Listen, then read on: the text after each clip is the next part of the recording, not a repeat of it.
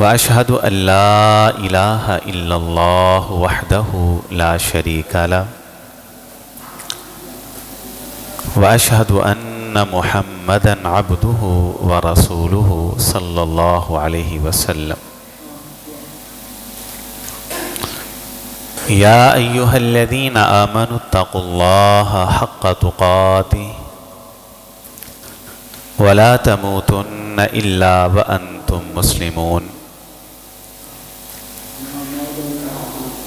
يا أيها الناس اتقوا ربكم الذي خلقكم من نفس واحدة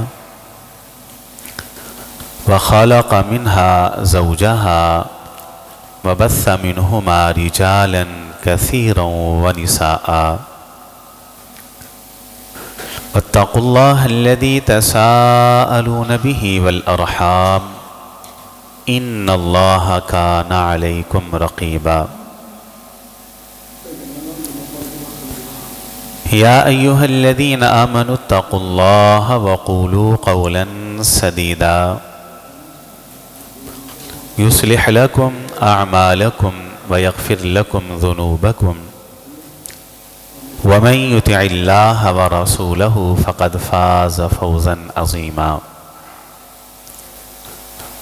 أما بعد فإن خير الحديث كتاب الله وخير الهدي هدي محمد صلى الله عليه وسلم فإن شر الأمور محدثاتها وكل محدثة بدعة وكل بدعة ضلالة وكل ضلالة في النار.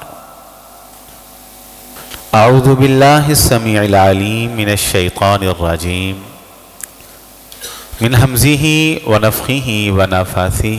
بسم الله الرحمن الرحيم. اليوم أكملت لكم دينكم وأتممت عليكم نعمتي ورضيت لكم الإسلام دينا. اللہ رب العزت نے سب سے زیادہ جو انتظامات اور بندوبست کیے وہ انسانیت کی رشد و ہدایت کے انتظام کی. جتنے انتظامات اللہ نے صرف اس ایک مقصد کے لیے کیے کہ اولاد آدم بنی آدم اور انسان یہ ہدایت کی راہ پہ رہے، صراط مستقیم پہ رہے، جتنے انتظامات اس مقصد کے لیے اللہ نے کیے ہیں کسی اور مقصد کے لیے اتنے انتظامات اللہ نے نہیں کیے.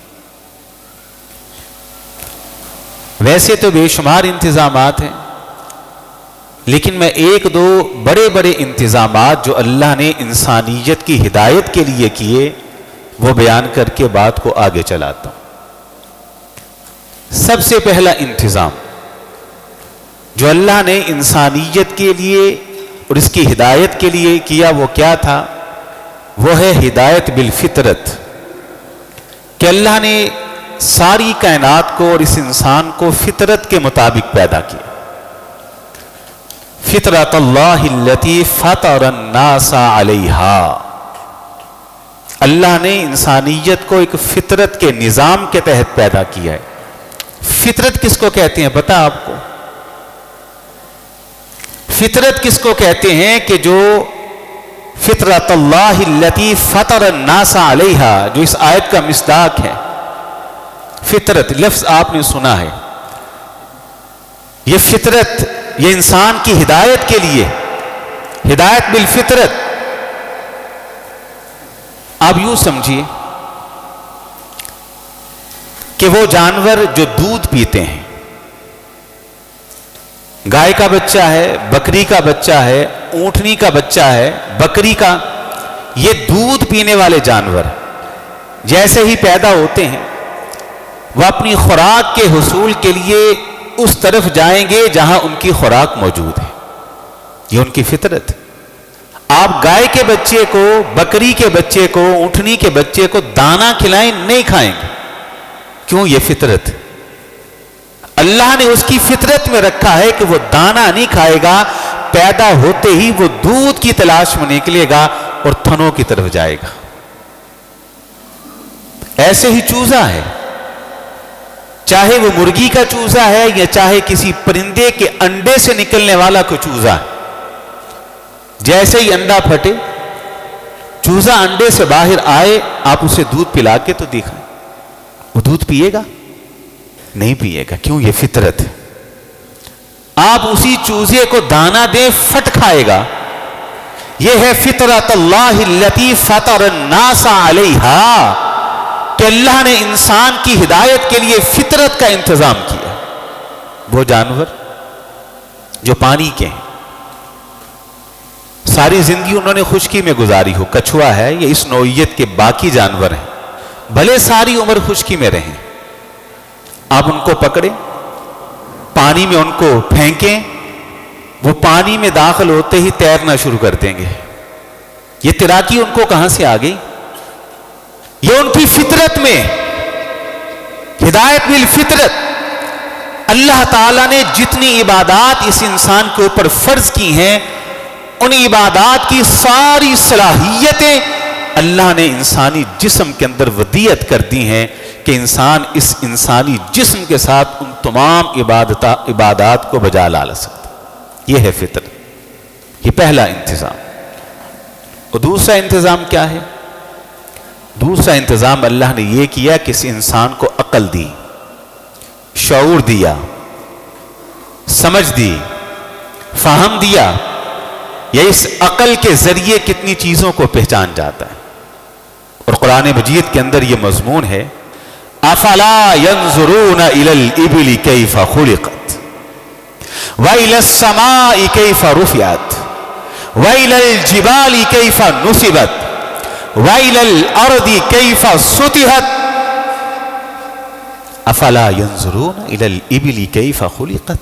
کہ یہ غور نہیں کرتے یہ عجیب و غریب قسم کی مخلوق اونٹ کس نے پیدا کیا ہے؟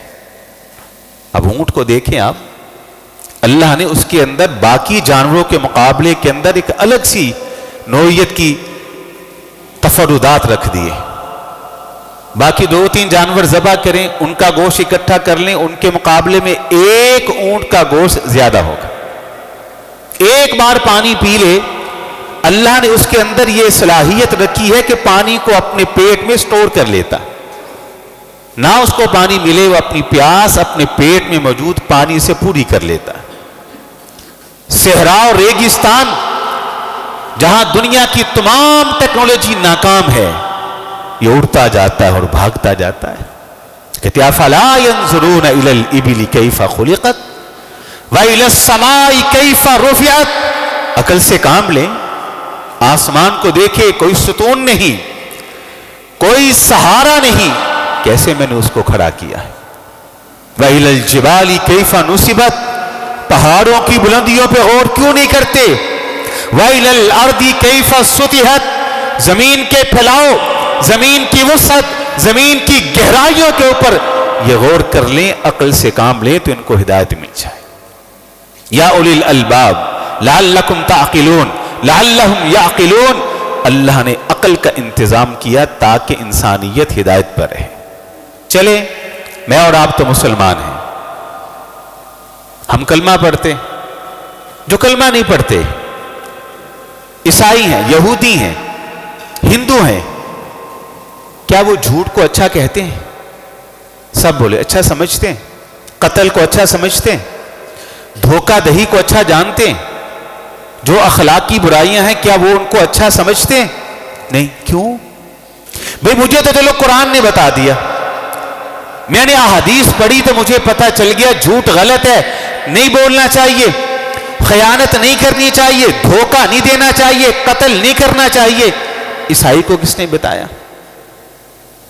یہودی نے کیسے سمجھا؟ ہندو کیسے سمجھا قتل ٹھیک نہیں؟ یہ اللہ کی دی عقل سے ان لوگوں نے اس اچھائی کو جانا کہ نہیں جانا. یہ عقل ہے کہ جس نے ان کو بتلایا کہ سچ بولنا ہے، جھوٹ نہیں بولنا، عدل کرنا ہے، ناانصافی نہیں کرنی، قتل نہیں کرنا. تو یہ جتنی چیزیں ہیں انسان نے اپنی عقل سے حاصل کی کہ نہیں. یہ دوسرا انتظام. تیسرا بڑا انتظام، اس کے بعد میں بات کو آگے چلاتا ہوں. تیسرا انتظام کیا ہے؟ وہ سب سے بڑا انتظام ہے. وہ ہدایت بالعقل سے بھی بڑھ کر ہے، ہدایت بالشعور سے بھی بڑھ کر ہے، ہدایت بالفطرت سے بھی بڑھ کر ہے. اور وہ انتظام کیا ہے کہ اللہ نے انسانیت کی ہدایت کے لیے انبیاء بھیجے، رسول بھیجے، پیغمبر بھیجے، وحی کو نازل کیا، کتابیں بھیجی، صحیفے بھیجے. یہ انبیاء کیوں دنیا کے اندر آئے؟ کتابیں کیوں نازل کی؟ وحی کا نزول کیوں ہوا؟ ایک ہی مقصد تھا، یہ انبیاء دنیا کے اندر اللہ کے نمائندے بن کے آئے تاکہ انسانیت کو گمراہی سے بچائیں، انسانیت کو ہدایت کی راہ پہ چلاتے رہیں. یہاں تک آپ بات سمجھ گئے. انتظامات اور بھی ہیں انسانی ہدایت کے لیے، میں نے بس 3 بیان کیے: ہدایت فطرت، ہدایت بالعقل اور ہدایت بالوحی. وحی کا انتظام، نبیوں کا انتظام. اب سوال ایک اہم ہے. سوال یہ ہے کہ اللہ نے عقل بھی دی، شعور بھی دیا، دانائی بھی دی، سمجھ بھی دی، فطرت کا ایک انتظام بھی دیا، انبیاء بھیجے، پیغمبر بھیجے، رسول بھیجے، کتابیں نازل کی. کیا وجہ ہے پہلے دن سے لے کر آج تک، روز اول سے لے کر آج تک انسانوں کی اکثریت گمراہ ہی رہی ہے؟ انسانوں کی اکثریت کیا رہی ہے؟ وجہ کیا ہے؟ آج وہ وجہ ہم نے سمجھنی.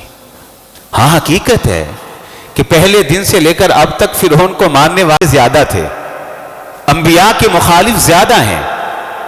چلے آج کے اس دور کے اندر مجھے بتائیں کہ مسلمانوں کی تعداد زیادہ ہے کہ کافروں کی تعداد زیادہ ہے؟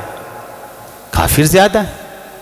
اس سے بھی بڑھ کر، مجھے معاف کر دیجئے گا، اس سے بھی بڑھ کر، اور جو مسلمان ہیں، جو قرآن کو اپنی کتاب مانتے ہیں، جو محمد علیہ السلام کو اپنا نبی مانتے ہیں، جو اسلام کو اپنا دین مانتے ہیں، جو بیت اللہ کو اپنا قبلہ اور کعبہ مانتے ہیں، جو اللہ کو اپنا رب مانتے ہیں، معاف کر دیجیے گا ان مسلمانوں کے اندر بھی زیادہ تعداد ان کی ہے جو گمراہی ہے،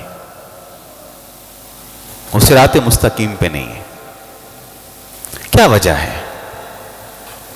کیا وجہ ہے کہ اللہ نے عقل بھی دی، شعور بھی دیا، نبی بھیجے، کتابیں بھیجی، فطرت کا ایک انتظام دیا، انسانیت پھر گمراہ کی گمراہ رہی؟ اس کی وجہ کیا ہے؟ بس یہ وجہ اگر آپ کو سمجھ آ گئی تو انشاءاللہ بہت سارے مسائل ہمارے حل ہو جائیں گے. وجہ میں بتاتا ہوں. وجہ یہ ہے کہ میری اپنی ذاتی رائے یہ ہے کہ اس دنیا کے اندر انسانی تاریخ کے حوالے سے جامع اور مختصر اگر کسی نے ہسٹری، تاریخ اختصار کے ساتھ اور جامع انداز میں اگر اس دنیا کے اندر کسی کتاب نے انسانیت کو فراہم کی ہے تو وہ کتاب ہے قرآن مجید. قرآن مجید یہ انسانی تاریخ کو اختصار کے ساتھ اور جامع انداز میں لوگوں کے سامنے پیش کرتی. انسانیت کی ابتدا بتاتی ہے کیسے ہوئی، پھر انسانیت کی تاریخ بتاتی ہے کہ فلاں فلاں دور کے اندر فلاں قوم کیوں تباہ ہوئی، فلاں تاریخ کے اندر فلاں قوم کیوں تباہ ہوئی. اس قرآن نے جامع اور مختصر انداز میں انسانی تاریخ کو لوگوں کے سامنے کھول کے بیان کر دیا ہے. تو ہم جب اس قرآن سے پوچھتے ہیں تو پتہ چلتا ہے کہ انسانیت کی گمراہی کا سب سے بڑا سبب یہ رہا ہے کہ اس انسان نے، جو انسانوں نے چیز ایجاد کی، جو انسانوں نے رسمیں ایجاد کی، جو انسانوں نے بدعات ایجاد کی، جو انسانوں نے اپنی طرف سے دین بنا کے لوگوں کے سامنے رکھا، شروع سے لے کر اب تک انسانوں نے اس کو پڑھا بھی، اس کو سمجھا بھی، اس کے مطابق عمل کیا، اور اس کے مقابلے کے اندر جو اللہ نے آسمان سے وحی کی شکل میں آسمان سے احکامات نازل کیے، انسانیت کی بڑی تعداد ہمیشہ نہ اس کو پڑھی ہے نہ اس کے اوپر عمل ہی کیا ہے. حقیقت ہے یہ بڑی وجہ ہے گمراہی کی. لوگوں کی رائے پہ عمل، انسانوں کی ایجادات پہ عمل، بدعات خرافات کو سینے سے لگائے ہوئے اور اس کے اوپر مر مٹنے کے لیے تیار. اس کے مقابلے کے اندر جو اللہ نے وحی کے ذریعے نازل کیا اس کا کسی کو علم ہی نہیں. میں ایک مثال دے کر بات کو واضح کرتا ہوں. کتنا بڑا مجمع ہے جی. شعبان کی 15 تاریخ کو آتش بازی ہوتی ہے، پٹاخے چلتے ہیں، صلاۃ الفیہ کے نام پہ لوگ رات بھر عبادت کرتے ہیں، روزہ رکھتے ہیں، قبرستان جایا جاتا ہے.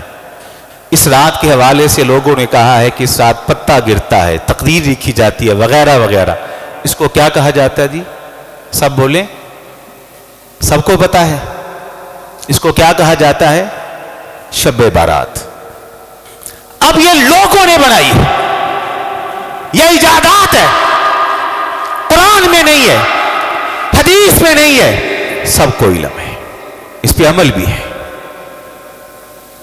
انسانیت کی گمراہی کا سبب یہ ہے، لوگوں نے ایجاد کیا، لوگوں نے سینے سے لگایا، انسانوں نے بدعت بنائی، لوگوں نے اس پہ عمل کیا.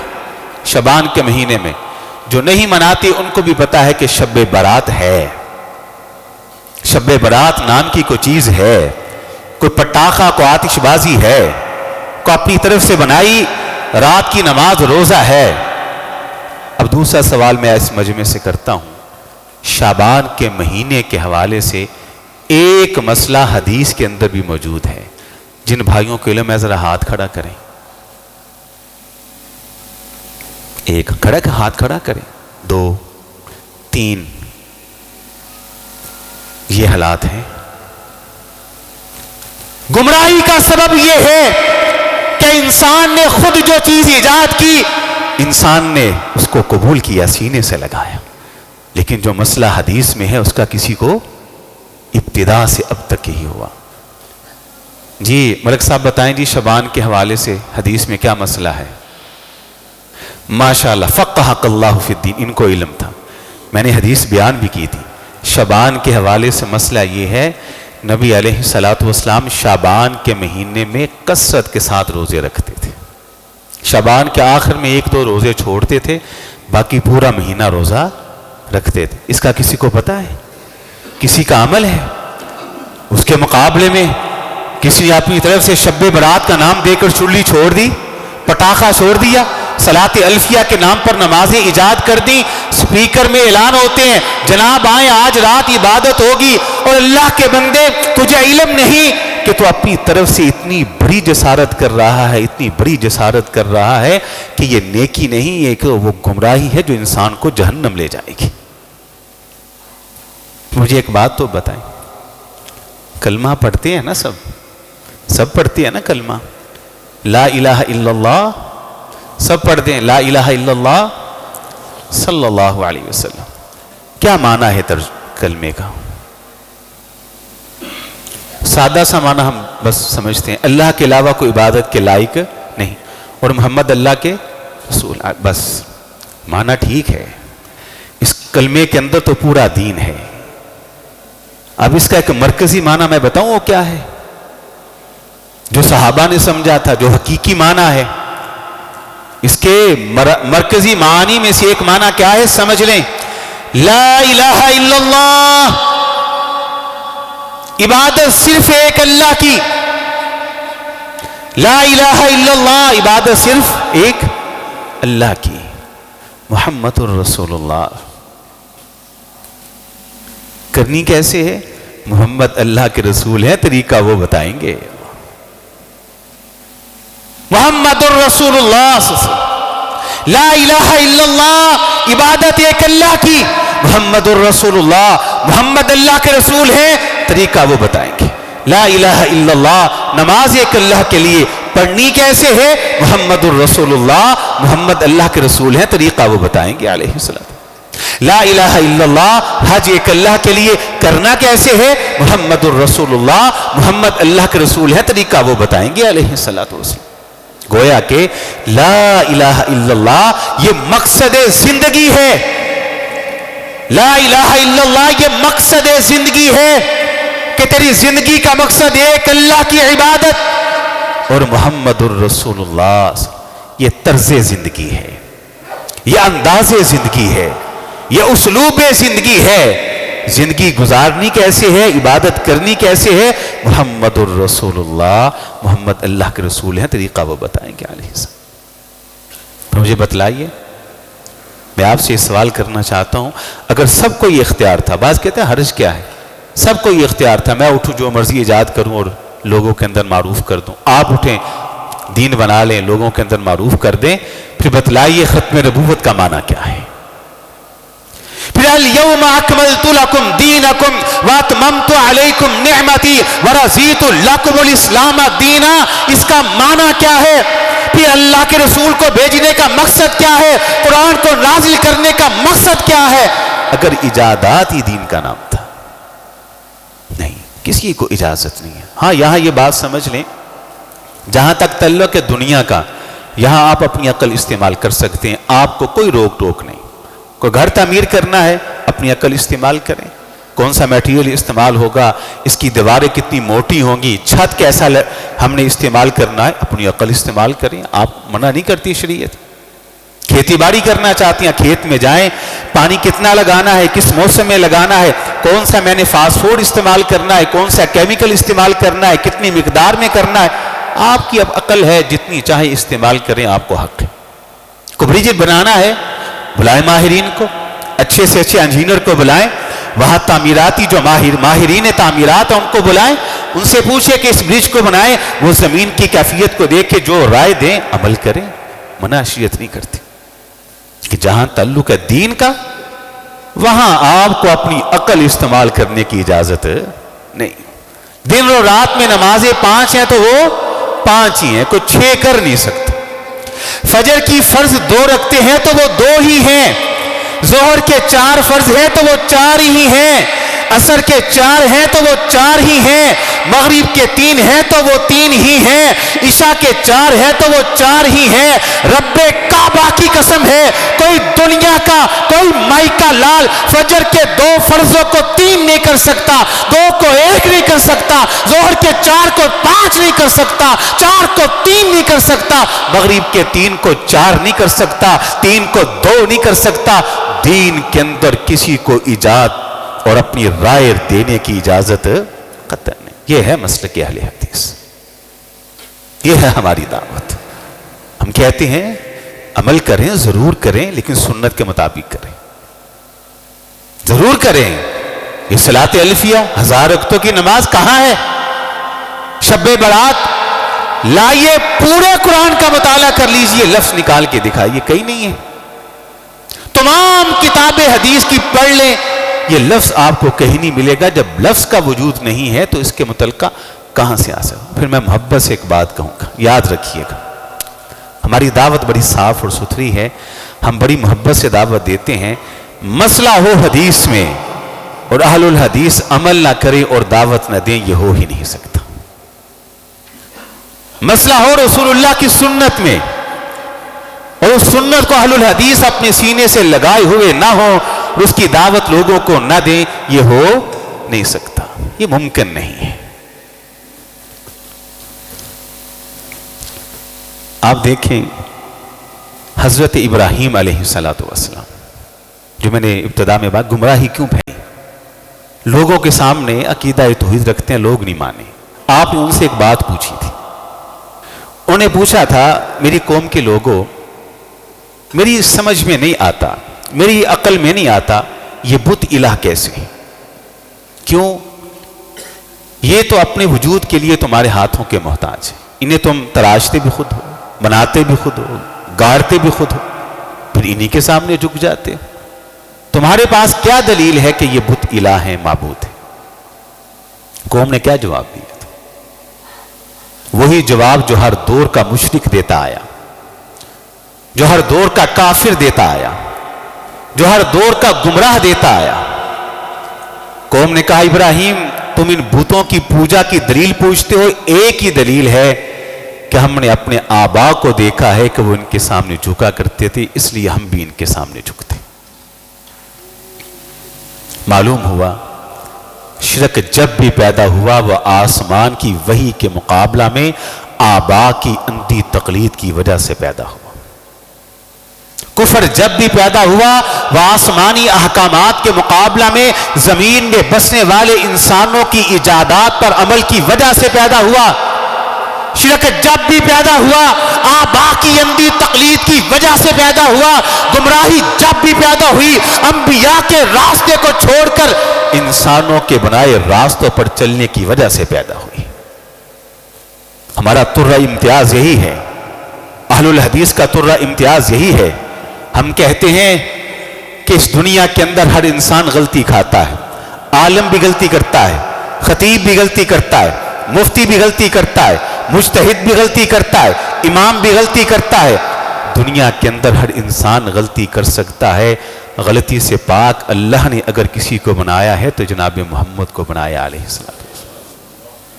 کیوں؟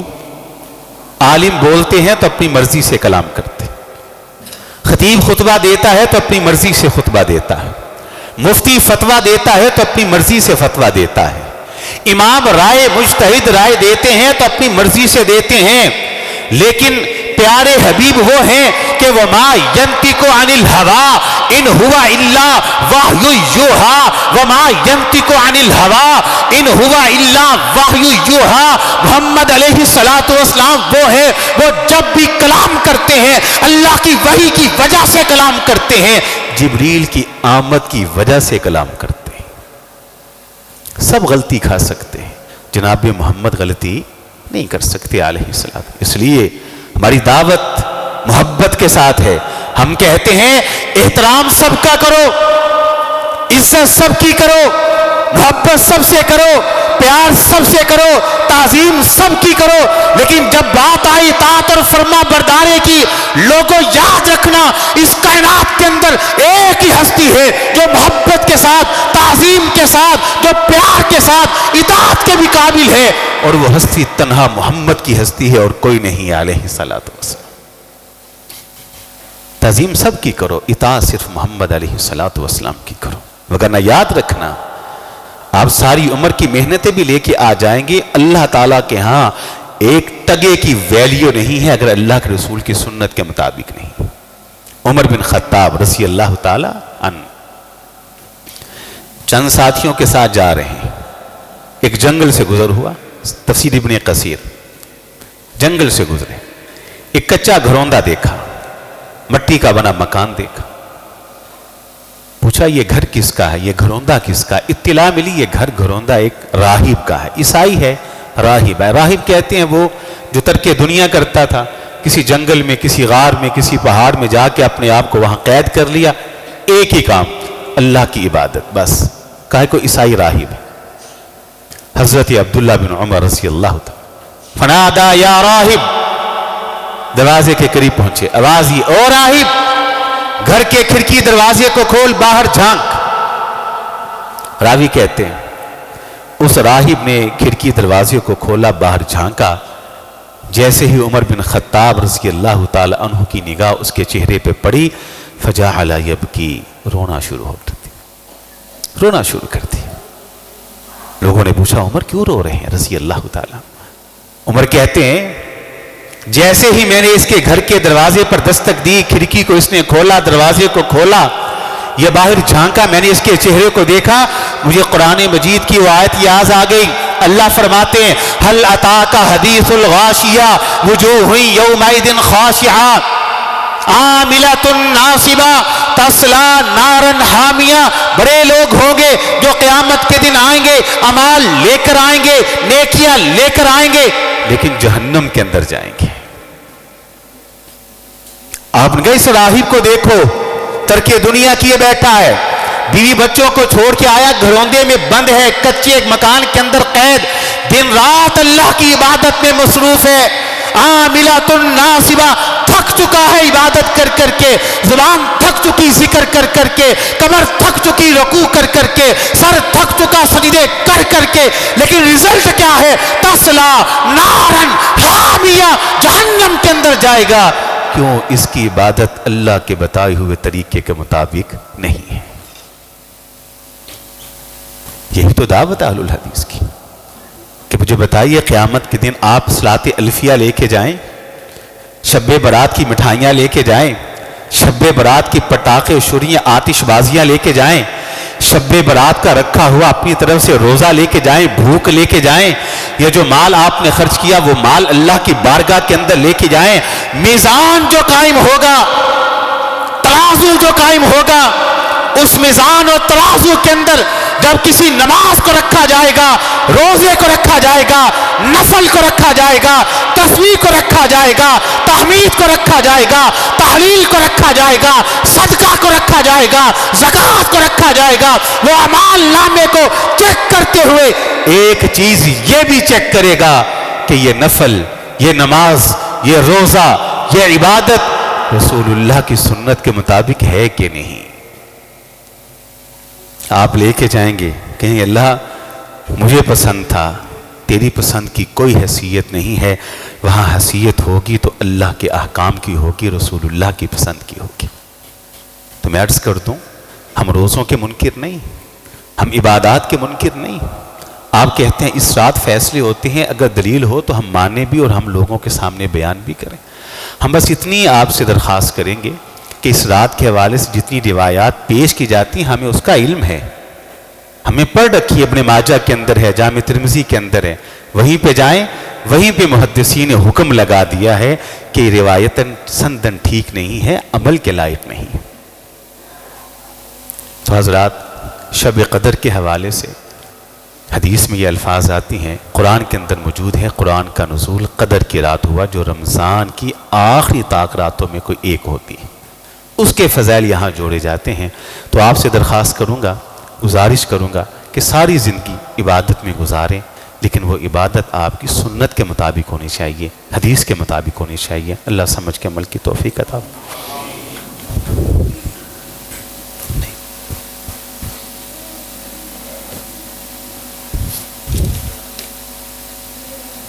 ماشاء اللہ ٹھیک ہو گیا.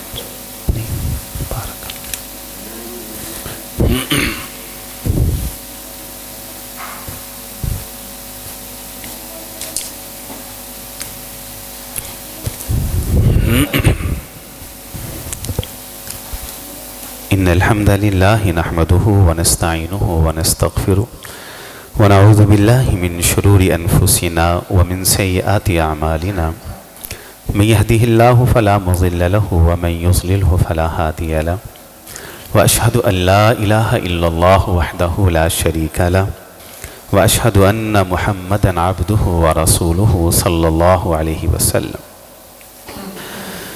يا أيها الذين آمنوا اتقوا الله حق تقاته ولا تموتن إلا وأنتم مسلمون. يا أيها الناس اتقوا ربكم الذي خلقكم من نفس واحدة وخلق منها زوجها وبث منهما رجالا كثيرا ونساء واتقوا الله الذي تساءلون به والأرحام إن الله كان عليكم رقيبا.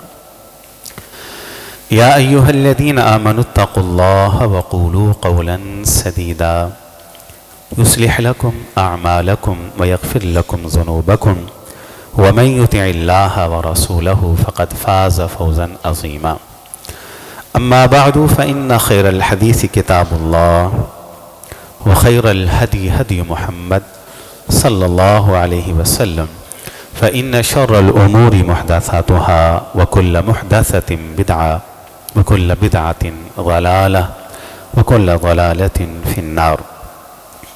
أعوذ بالله السميع العليم من الشيطان الرجيم من همزه ونفخه ونفثه. بسم الله الرحمن الرحيم. اليوم أكملت لكم دينكم وأتممت عليكم نعمتي ورضيت لكم الإسلام دينا. آج کے خطبہ جمعہ کا خلاصہ یہ ہے کہ اللہ تعالیٰ نے انسانیت کی رشد و ہدایت کے لیے بڑے بڑے انتظامات کیے. میں نے 3 انتظامات آپ کے سامنے بیان کیے. نمبر 1 ہدایت بالفطرت، نمبر 2 ہدایت بالعقل، ہدایت بالشعور، نمبر 3 ہدایت بالوحی. کتنے انتظامات ہو گئے جی؟ نمبر 1 سب بولے ہدایت بالفطرت، نمبر 2 ہدایت بالعقل بالشعور، نمبر 3 ہدایت بالوحی. انبیاء بھیجے، وحی کا انتظام کیا. تو انسانیت کی اکثریت، انسانوں کی اکثریت ہمیشہ سے گمراہ کیوں رہی؟ سب سمجھ کے کہ وحی کے مقابلہ میں انسانیت نے کس چیز کو اپنایا؟ جو انسانوں نے بنائے، جو انسانوں نے ایجاد کی۔ میں نے ایک مثال بھی دی کہ یہ شعبان کے مہینے میں جو حدیث میں مسئلہ ہے نہ کسی کو پتہ ہے نہ اس پہ عمل ہے، لیکن جو لوگوں نے ایجاد کی ہے شب برات اپنی طرف سے، اس کا سب کو پتہ بھی ہے اور شدت سے اس کے اوپر کیا ہے؟ عمل بھی ہے۔ یہ گمراہی کا سبب ہے۔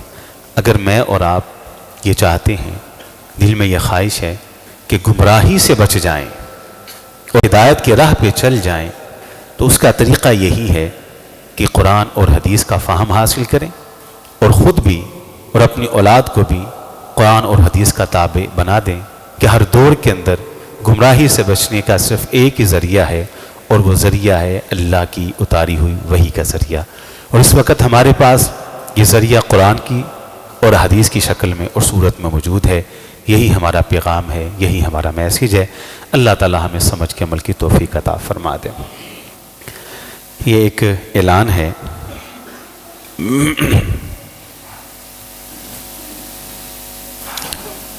درس قرآن ہے۔ یہ اعلان اصل میں خواتین کے لیے 15 فروری یعنی کہ کل بروز ہفتہ عصر کی نماز کے بعد مولانا حکیم محمد صادق سیالکوٹی صاحب والی جو پورا حیرہ میں جو مسجد ہے، وہاں مدرسہ ہے طالبات کا، بچیوں کا، تو وہاں خواتین کے لیے ایک درس قرآن کا اہتمام کیا گیا ہے، جس کے اندر عالمہ فاضلہ معلمہ تشریف لا رہی ہیں۔ تو آپ سے درخواست ہے کہ اپنی خواتین کو کل 15 فروری بروز ہفتہ عصر کی نماز کے بعد وہاں بھیجیں، تاکہ وہ اس پروگرام کے اندر شمولیت اختیار کر کے ان کی واعظ اور ان کی نصیحت کو سماعت فرما لیں۔ دعاؤں کی درخواستیں آئی ہیں، بہت ساری دعاؤں کی درخواستیں ہیں، سب کے لیے دعا کرتے ہیں، وقت کم ہے۔ اے اللہ، بڑے لوگ ایسے ہیں جو بیمار ہیں، اللہ سب کو شفائے کاملہ عاجلہ عطا فرما۔ یا مقلب القلوب قلب قلوبنا الی طاعتک، اے دلوں کو پھیرنے والے ہمارے دلوں کو اپنی اطاعت کی طرف موڑ دے، اے دلوں کو پھیرنے والے ہمارے دلوں کو اپنی فرما برداری کی طرف موڑ دے، اے ہر چیز پر قدرت رکھنے والی ذات ہمارے وجود کو اپنے حکموں کا تابع دار کر دے۔ اللہ ہماری اولادوں کو اپنا تابع دار کر دے۔ اے اللہ ہمیں بدعات سے بچا لے، خرافات سے بچا لے، اللہ گمراہی سے بچا لے، اللہ ہمیں ہدایت کے راہ کا راہی بنا دے، اللہ صراط مستقیم پر گامزن کر دے، اللہ نبی کی سنت سے محبت کرنے والا بنا دے، نبی کی حدیث سے محبت کرنے والا بنا دے، نبی کی تعلیمات کو اپنانے والا بنا دے، اللہ ہمیں ہدایت کی راہ کا راہی بنا دے۔ اللہ میں آپ سے دعا کرتا ہوں، بڑے لوگ مقروض ہیں، اللہ انہیں قرضے سے نجات عطا فرما، بڑے لوگ ہیں بے روزگار ہیں، اللہ ان کے لیے رزق حلال کا انتظام کر دیجئے، بڑی دنیا ہے جو بیٹیوں کے رشتوں کے والے سے پریشان ہے، اللہ جو ماں باپ بیٹیوں کے رشتوں کے والے سے پریشان ہے، اللہ ان کی پریشانیاں دور کر دے، اللہ بڑے لوگ ہیں جو تکلیفوں میں ہیں، اللہ ان کی تکلیفوں کو رفع فرما دے، اللہ بڑے لوگ ایسے ہیں جو بے اولاد ہیں، اللہ سب کو نیک اولاد دے دے، اللہ بڑے لوگوں کے دلوں میں بیٹوں کی خواہش ہے، اللہ ان کی خواہش پوری کر دے، اللہ بڑی دنیا ہے جن کے دلوں میں بیٹیوں کی آرزو ہے، اللہ ان کی آرزو بھی پوری کر دے، اللہ بڑے لوگ ہیں، بڑے تیرے بندے اور بندیاں ہیں جو اولاد کے ہاتھوں مجبور ہیں، ستائے ہوئے ہیں، تنگ ہیں، اللہ ان کی پریشانیاں دور کر دے، اللہ ایسی اولادوں کو ماں باپ کا تابع دار کر دے، ماں باپ کا فرما بردار کر دے، اللہ بڑے لوگ ایسے ہیں جو اپنی حاجات کو، اپنی مناجات کو، اپنی مشکلات کو، اپنی پریشانیوں کو دل میں لیے یہاں بیٹھے ہیں، الفاظ کی صورت میں اللہ زبان پہ نہیں لا سکے، اے اللہ تو علیم بذات الصدور ہے، تو ذہنوں کی باتوں کو جانتا ہے، دلوں کو رازوں کو جانتا ہے، اللہ دلوں میں چھپی تمام خواہشات کو پورا کر دے۔ کہ اللہ میں آخر میں درد دل سے دعا کرنے لگا ہوں، اے اللہ ہم سب کے دلوں کے اندر یہ خواہش پنہاں ہے، اللہ یہ خواہش موجود ہے کہ تیرے گھر کی زیارت کریں، بار بار کریں، اللہ ہم سب کی اس خواہش کو پورا کرتے، اللہ صحن کعبہ میں اپنے ماتھے اور اپنی جبین کو تیرے سامنے جھکانا چاہتے، اللہ اس تمنا کو پورا کر دے، اللہ احرام کی چادروں کو لپیٹ کر تیرے گھر کے ارتا گرد طواف کے چکر کاٹنا چاہتے ہیں، اللہ اس تمنا کو پورا کر دے، اللہ اس تمنا کو پورا کر دے، اللہ صفا مروہ کی سائی کی سعادت ہمارے نصیب اور مقدر کے اندر کر دے، اے مالک وہ قافلہ جو 8 ذی الحجہ کو جانب منا جاتا ہے، لبیک لبیک کہتے ہوئے جاتا ہے، اللہ اس قافلے میں شامل ہونے کی تمنا ہے، اللہ اس تمنا کو پورا کر دے۔ اللہ عرفات کے میدان کے اندر ننگے سر 2 چادروں کو وجود پہ لیے اللہ تجھے منانا چاہتے ہیں، اللہ گریہ زاری کرنا چاہتے ہیں، اللہ تجھ سے معافیاں مانگنا چاہتے ہیں، اللہ تیرے سامنے سوالی منگتے بھکاری بننا چاہتے ہیں، اللہ ہماری اس تمنا اور خواہش کو پورا کر دے۔ ربنا آتنا فی الدنیا حسنہ وفی الآخرۃ حسنہ وقنا عذاب النار۔ سبحان ربک رب العزۃ عما یصفون۔